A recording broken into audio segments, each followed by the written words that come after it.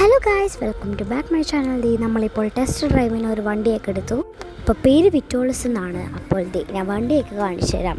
വണ്ടി ഇങ്ങനെയാണ്. അപ്പോൾ വണ്ടിയൊക്കെ എനിക്ക് ഇഷ്ടപ്പെട്ടു. നല്ല സ്പേഷ്യസ് ഉണ്ട്, നല്ല പൊക്കമൊക്കെ ഉണ്ട്. പിന്നെ ഇവിടെ എല്ലാവരും കളിക്കുന്നുണ്ട്. ഹരിയൊക്കെ ഇവിടെ സൈക്കിൾ ചവിട്ടുന്നുണ്ട്.